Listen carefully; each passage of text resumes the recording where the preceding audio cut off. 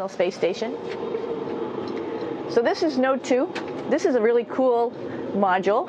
Of course, most of these modules you'll see they have 4 sides, and they're put together. That way we could sort of work on a flat plane, either a wall, a floor, another wall, or the ceiling. But, you know, again, all you have to do is turn yourself and your reference changes.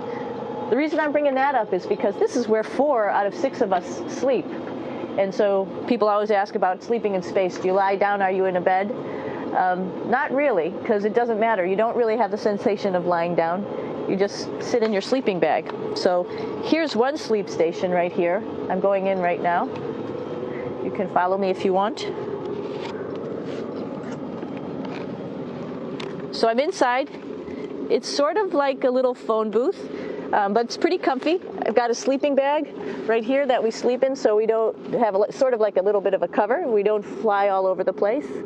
But you know, you can sleep in any orientation. I have it sleeping, feeling like I'm standing up right now, but like you saw, I'm on the floor. But it doesn't matter if I turn over and I sleep upside down. I don't have any sensation in my head that tells me that I'm upside down, so it really doesn't matter.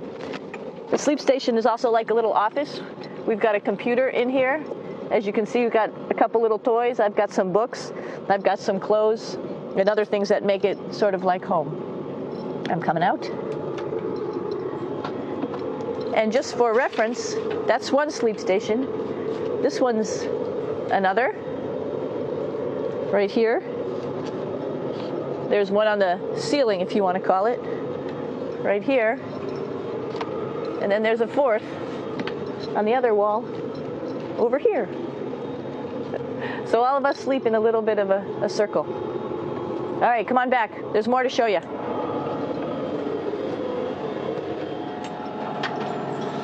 I know that there's some questions about how to use the bathroom and how do you actually live in space like normal, like at home. I mentioned real quickly about getting up in the morning and brushing your teeth and washing your face. Well, how do you do that? Well, here is the bathroom, essentially. You get up in the morning, and we have a little kit, and it has all the essential things that you need, like your toothbrush and toothpaste and brush. See how much better the brush makes my hair look? I'm just joking. It still stands up straight. It doesn't matter where you are. It's always going to stand up straight while you're up in space. A lot of people ask about toothbrush and toothpaste. So, luckily enough, toothpaste, you can do it upside right this way, is sticky, and so it sticks to your toothbrush. No problem. Another cool thing is that water sticks to your toothbrush, too. If you can see it. I'll have some water come out. The water is pretty neat up in space. It'll stick to your toothbrush, and it will make a big bubble. And that's just by surface tension. And then you can drink it. So a lot of people ask about what do you do with the toothpaste after you brush your teeth.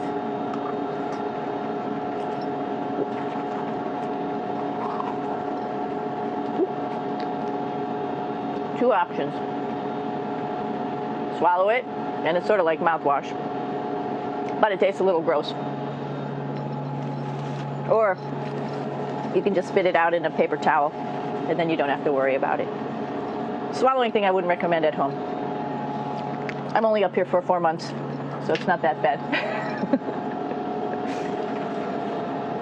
One of the most pressing questions about living in space, of course, is the bathroom. So let's take a look at that little piece of work. Come on in.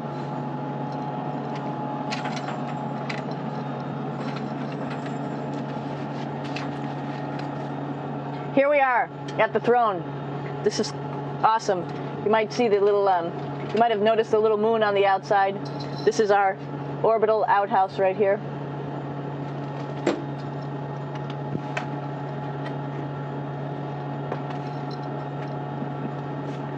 And of course, it serves for 2 functions. Number 2, right here. I'll show you.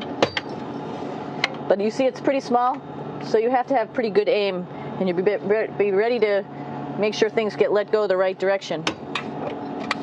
And it smells a little bit, so I'm closing it up. And that's, of course, for number 2. And this guy right here is for number 1. So there's sort of 2 slightly separate functions, but you can do a little, essentially both, by hanging on right here and doing number 1 and number 2. I might add it's color-coded, so you really don't get it mixed up, which is nice. This is yellows for number 1. And also, there's a selection of paper. People always ask about toilet paper. What do you do with toilet paper? What kind of toilet paper do you have? We have gloves, just because sometimes it does get messy. We have some Russian wipes, which are a little bit coarse if you like the coarse type of toilet paper.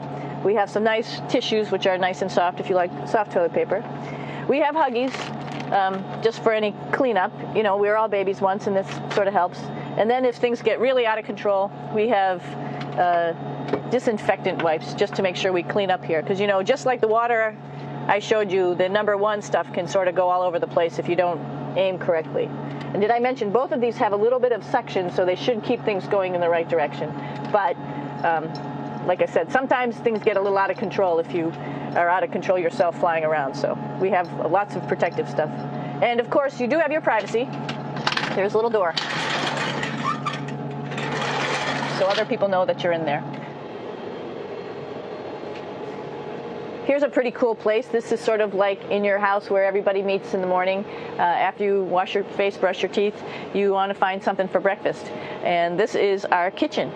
You might notice there's all sorts of foods here. It's like opening the refrigerator. You got all your different stuff that you want to have: drinks, meats, eggs, vegetables, cereals, bread, snacks.